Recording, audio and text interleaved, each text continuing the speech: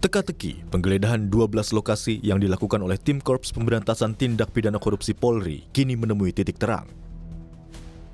Usai melakukan penggeledahan sejak Rabu malam dengan barang bukti uang ratusan miliar rupiah hingga emas batangan seberat 74 kg, Polri menetapkan 2 tersangka di balik temuan fantastis itu. 2 orang tersangka yakni pihak swasta berinisial DR dan seorang penyelenggara negara berinisial FA. Kita telah melaksanakan gelar perkara dan berdasarkan gelar perkara kita telah menetapkan 2 tersangka saat ini, yaitu saudara DR yang telah diduga melakukan tindak pidana pencucian uang yang diduga berasal dari tindak pidana korupsi. Kemudian kita juga telah menetapkan saudara FA dalam perkara dugaan tindak pidana korupsi dan atau tindak pidana pencucian uang dalam proses penanganan hukum oleh pegawai negeri atau oknum penyelenggara negara dalam perkara PT Asabri dan atau tindak pidana korupsi lainnya. Di sisi lain, Korps Adiaksa menunggu pelimpahan perkara dari tim Kortas Tipikor Polri untuk pemeriksaan tersangka. Kejaksaan Agung akan mempelajari berkas-berkasnya bersama kepolisian karena 3 berkas kasus korupsi FA akan dilimpahkan ke Kejagung. Kami secara formal akan menerima penyerahan penanganan perkara 3 perkara, penyerahan penanganan perkara 3 perkara yang hari ini sebagai bentuk komitmen agar ada percepatan, profesionalisme dan sinergi dalam penanganannya. Tersangka telah ditetapkan.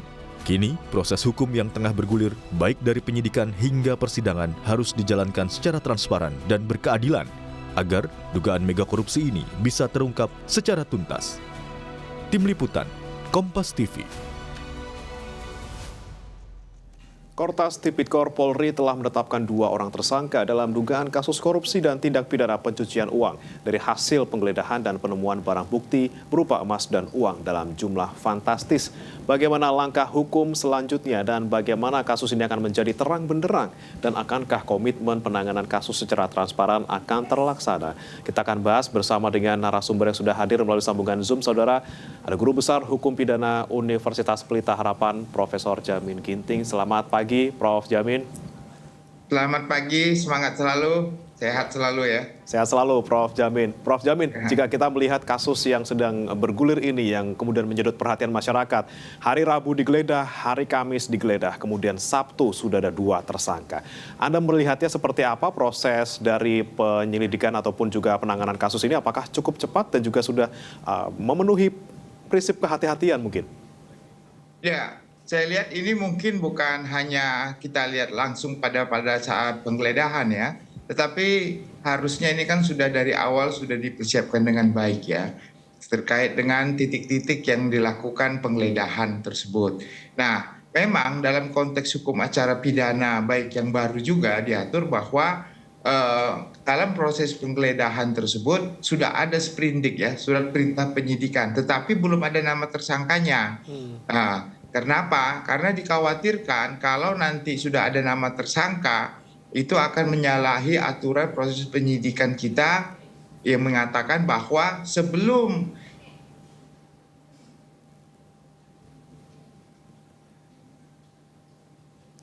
Ya, Prof.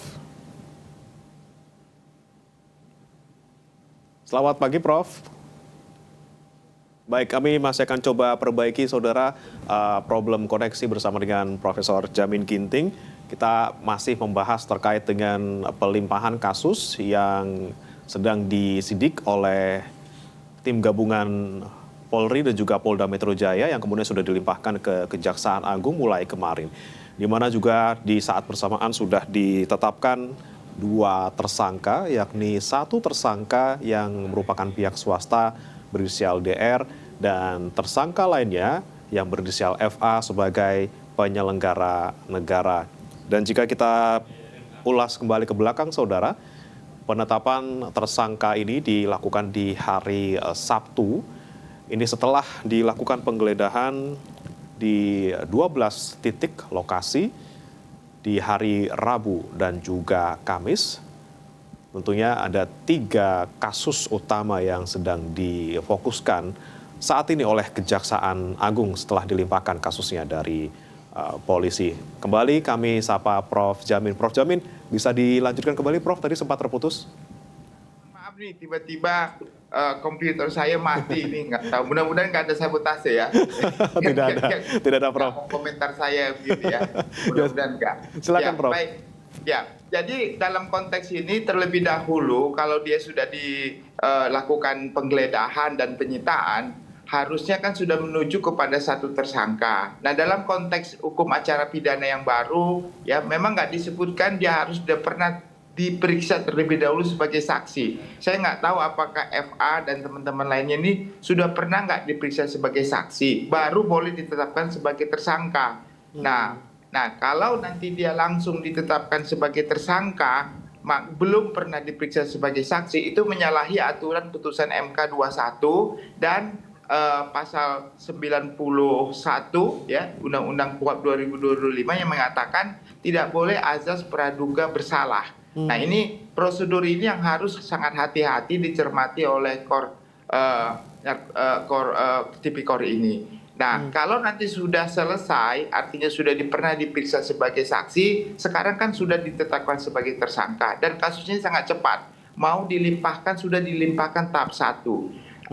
Artinya kalau tahap 1 sudah dilimpahkan yaitu berkas perkara, maka sudah cukup lengkap menurut konsep Kejaksaan Agung bahwa penuntut umum sudah menyatakan cukup lengkap kalau sudah P21. Dan nanti tahap 2 akan diserahkan tahanannya.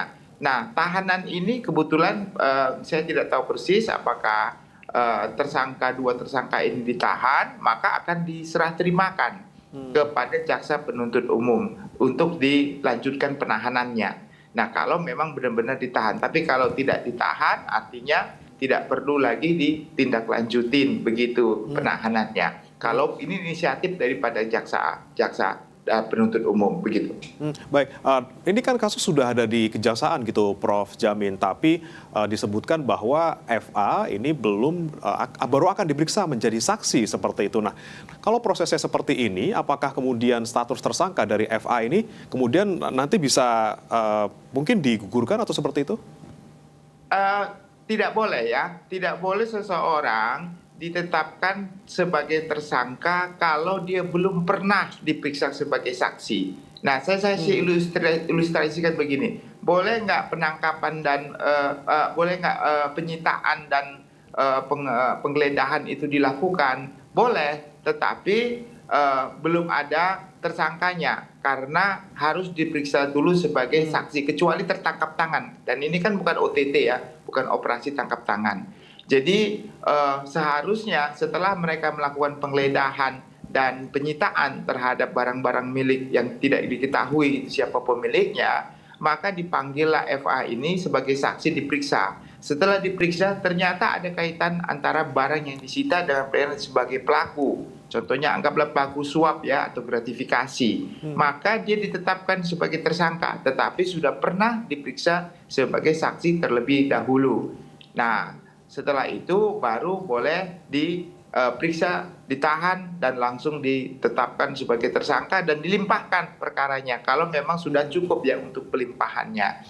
Jadi prosedur itu harus dilalui oleh penyidik di Mabes Polri begitu. Kalau enggak itu akan cacat hukum akhirnya nantinya. Oke, baik. Nah, ini yang menarik kemudian sudah ada 2 tersangka FA dan juga DR.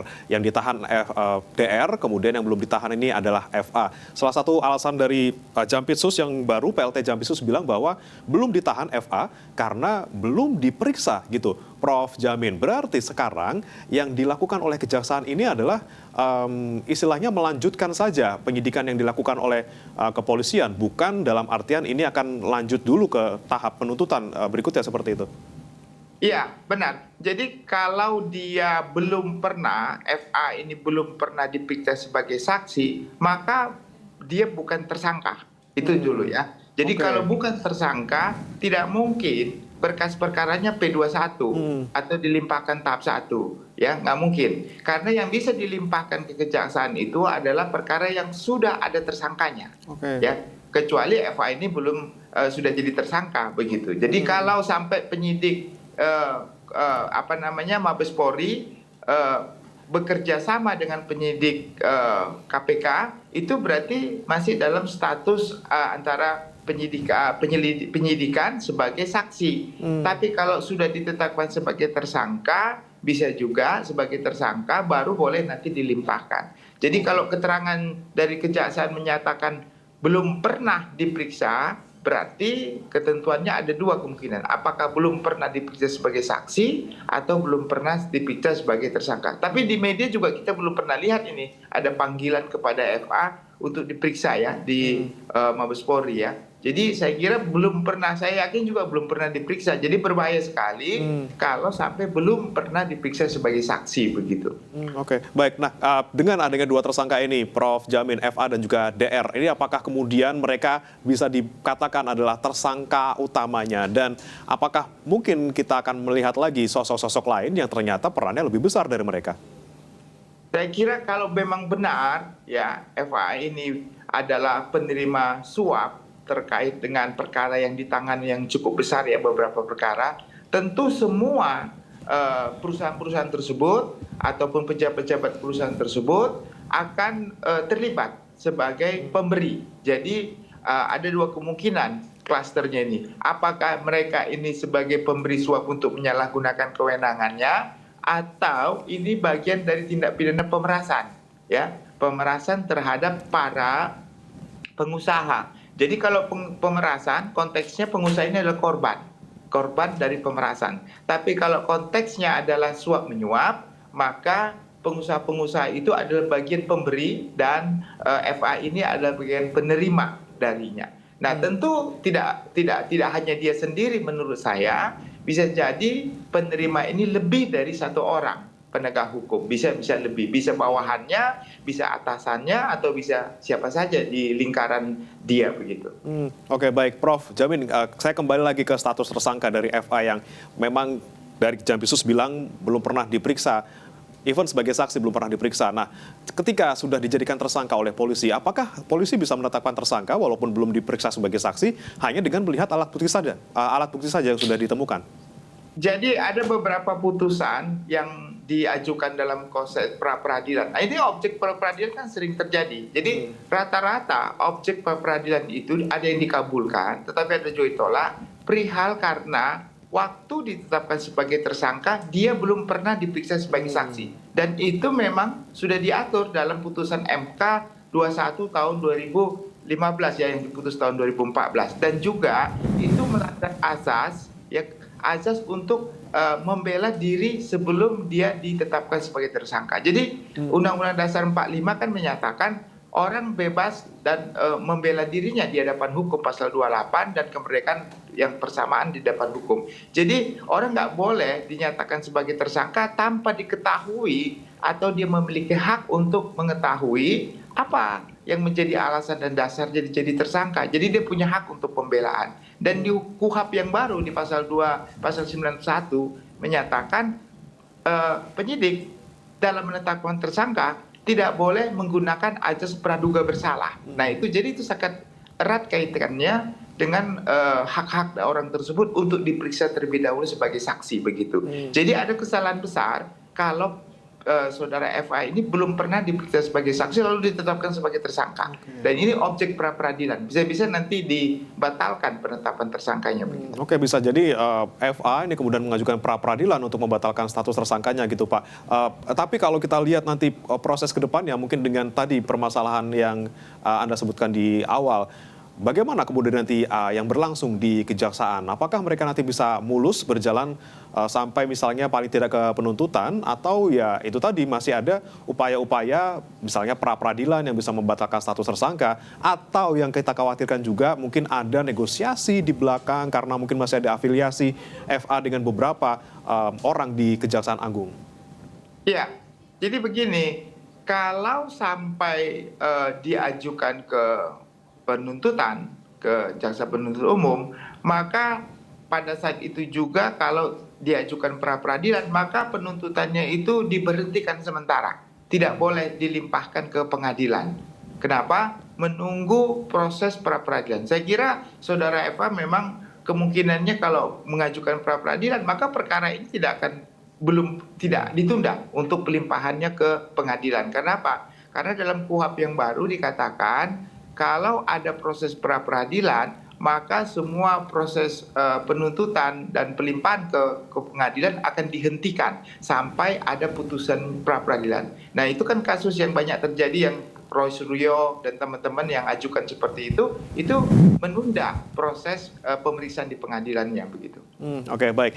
Kita kembali ke masalah pelimpahan kasus ini dari polisi ke Kejaksaan Agung.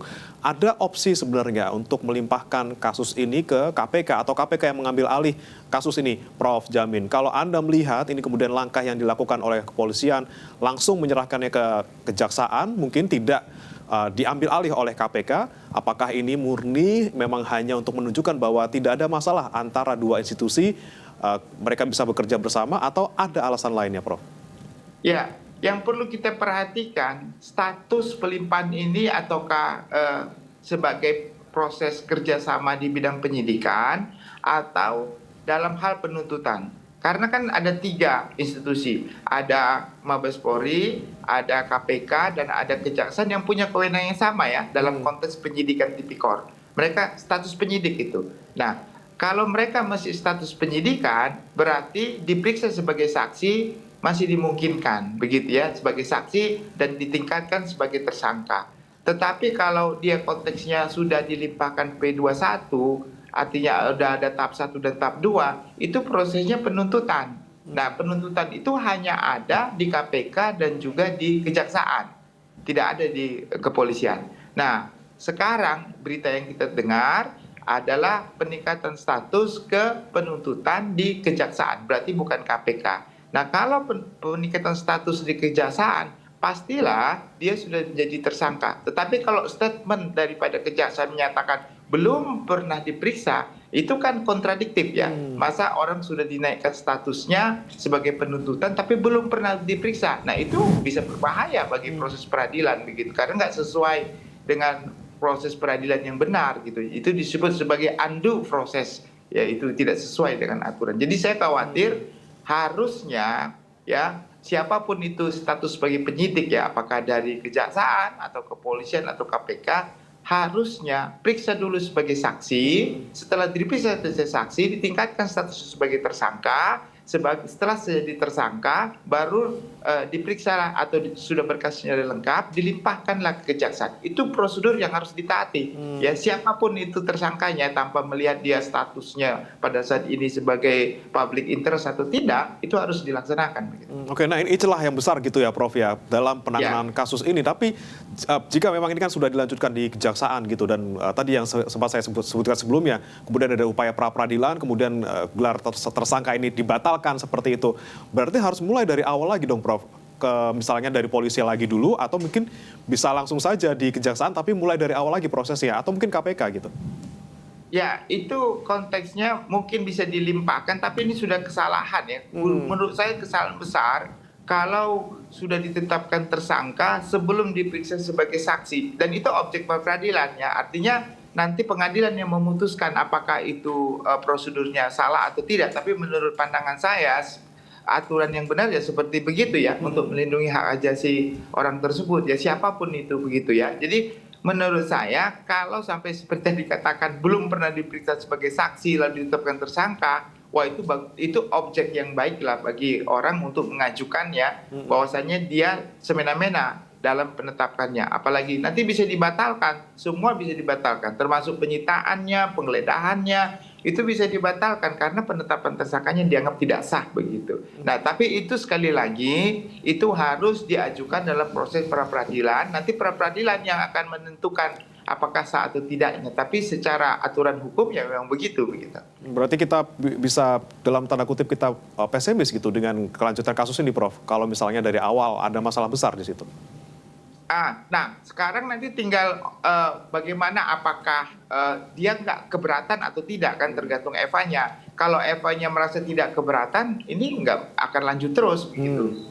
tergantung kuasa hukum yang ditunjuk siapa begitu. Nah kalau nanti kuasa hukumnya dan FA-nya merasa oh ini sewenang-wenang ya dalam penggeledahannya, sewenang-wenang dalam penetapan tersangka tanpa diperiksa terlebih dahulu sebagai saksi, nah itu akan berbahaya ya bagi prosedurnya. Tapi kalau dia bilang oh kami tidak perlu melakukan itu demi bangsa dan negara dan segala macamnya. Jadi itu bisa berlanjut. Jadi nggak ada masalah untuk penuntutannya. Begitu. Baik, let's say kasusnya adalah sekarang FA-nya tidak keberatan, lanjut terus kasusnya, tunjuk kuasa hukum, ikuti proses hukumnya. Tapi yang kemudian menjadi ganjalan adalah ketika di dalam kejaksaan ini kemudian ada yang mungkin masih berafiliasi dengan FA ini, yang mungkin bisa membuat penyidikan menjadi tidak profesional ataupun tidak objektif seperti itu, Prof.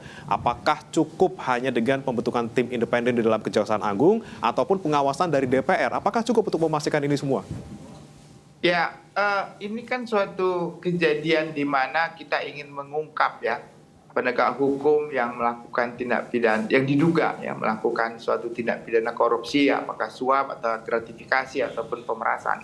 Nah, ini kan ada ungkapan yang lebih besar. Nah, jadi perusahaan ini juga harus diperiksa semua begitu. Apakah jadi kan tidak bisa kalau dia suap artinya kan pelakunya nggak bisa 1, 2 begitu ya, pemberi dan penerima. Kecuali pasalnya adalah pemerasan, berarti yang diperas itu korban, yang memeras adalah pelaku. Nah jadi dalam konteks ini timnya ini harus lebih fokus terkait dengan perusahaan-perusahaannya dan orang-orang di sekitarnya, begitu, di sekitar daripada penerima suap atau pemerasan ini. Jadi itu yang menjadi masalah. Sementara yang akan diselidiki adalah di kejaksaan. Kalau timnya di kejaksaan, apakah ini nggak konflik of interest begitu? Sehingga perlu tim independen seperti akademisi, ya, tokoh masyarakat, dan juga orang-orang yang harusnya ditunjuk ya untuk bisa lebih independen. Sayangnya, ini sayangnya ya, mereka kurang percaya terhadap akademisi dan tokoh masyarakat sebagai penyidik independen. Padahal itu di luar negeri sudah hal biasa begitu ya. Ada penyidik independen yang mendampingi penyidik Polri, kejaksaan untuk bisa menunjukkan kepada masyarakat ternyata apa yang dilakukan itu bukan istilahnya konflik of interest ya dalam bahasa jeruk makan jeruk begitu ya, nggak mungkin begitu. Nah jadi hal ini yang perlu tim independen untuk menilai karena ini kasus besar ya yang melibatkan beberapa pengusaha-pengusaha yang sangat berpengaruh terhadap SDA ya, sumber daya alam kita. Jadi menurut saya sudah sepantasnya tim independen. Apalagi kemarin dalam konferensi saya lihat ada Komisi 3 di situ ya yang menengahi dalam tanda petik ya dalam konteks ini. Jadi saya kira nggak salahnya Komisi 3 juga memerintahkan Jaksa Agung untuk membentuk tim independen sebagai private investigation atau penyidik swasta atau apapun istilahnya yang digunakan untuk menetralisir paradigma dari masyarakat yang menganggap ini nanti berbahaya seperti konflik of interest begitu. Oke, baik. Ini yang kita nantikan, Prof. Semoga dengan adanya tadi penunjukan, misalnya DPR membentuk panja khusus, kemudian Kejaksaan Agung juga didorong oleh DPR untuk membentuk tim independen, ini ya bisa memastikan bagaimana kelanjutan perkara ini juga bisa berjalan dengan profesional. Dan tadi masalah besar yang di awal, kita tidak tahu nanti apa yang kemudian diambil langkahnya oleh kedua tersangka, namun yang kita harapkan semuanya bisa menjadi terang benderang, 3 kasus ini bisa terungkap semuanya, tersangkanya semuanya ataupun yang terlibat bisa kemudian ditangkap dan juga diadili, dan kerugian juga bisa dikembalikan gitu ya, Prof. Ya. Terima kasih, Prof. Jamin Ginting, Guru Besar Hukum Pidana UPH sudah bergabung di Sapa Indonesia Pagi. Selamat pagi, Prof. Sehat selalu. Pagi, sehat selalu. Saudara jangan beranjak, kami akan kembali dengan informasi lainnya. Salah satunya, Inggris melaju ke semifinal Pesta Bola Dunia 2026 setelah menyingkirkan Norwegia. Tim 3 Singa menekuk Erling Haaland dan kawan-kawan 2-1.